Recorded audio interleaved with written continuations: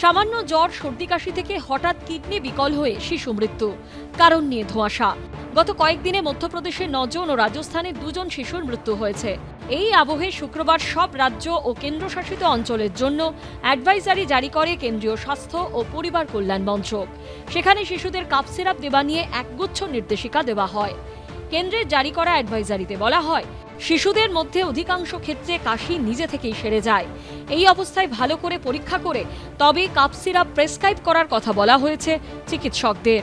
সূত্রের খবর, মধ্যপ্রদেশের ছিন্দওয়াড়ায় যেখানে 9টি শিশুর মৃত্যু হয়েছে, সেখানে কাপ সিরাপগুলি সরবরাহ করেছিল জব্বলপুরের কাটারিয়া ফার্মাসিউটিক্যালস ডিস্ট্রিবিউটর।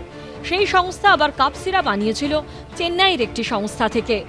এই ঘটনায় উচ্চ পর্যায়ে তদন্ত শুরু হয়। তবে কেন্দ্রীয় স্বাস্থ্য মন্ত্রকের তরফে জানানো হয়েছে, ড্রাগ কন্ট্রোলের অফিসাররা কাপ সিরাপে কোনো দূষিত পদার্থ পাননি। এমনকি কিডনির পক্ষে ক্ষতিকর ডাইথিলিন গ্লাইকল বা ইথিলিন গ্লাইকলও পাওয়া যায়নি। তাহলে কেন এতজন শিশুর প্রাণ গেল? এই যে কাশিতে যে ওষুধটা খেয়ে যে বাচ্চারা মারা গেছে, তারা কিন্তু কাপ মিক্সচারের কম্পোনেন্টের জন্য মারা যায়নি। যেটাই হোক না কেন, কিছু একটা ওটার মধ্যে পয়জনিং হয়েছিল, যেটাতে মারা গেছে। আদারওয়াইজ কখনো এত বাচ্চা একসাথে মারা যেতে পারে না। এই অবস্থায় কেন্দ্রীয় সরকারের জারি করা অ্যাডভাইজারিতে বলা হয়েছে, 2 বছরের কম বয়সে শিশুকে কাপ সিরাপ দেওয়া উচিত নয়। 5 বছরের কম শিশুদের কাপ সিরাপ দেওয়ার ক্ষেত্রেও অত্যন্ত সতর্ক করা হয়েছে।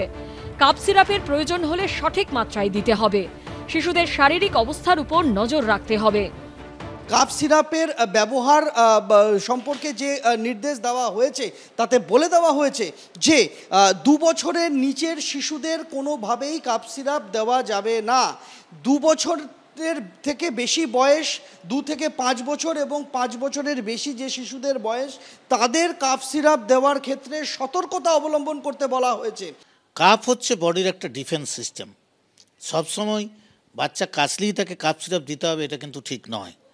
কারণ বড়দের ক্ষেত্রেও দেখবেন, আপনি একটা ধোঁয়ার মধ্য দিয়ে যাচ্ছেন, সেখানে যদি আপনি না কাশতে পারেন তাহলে আপনার সফোকেশন হয়ে যাবে।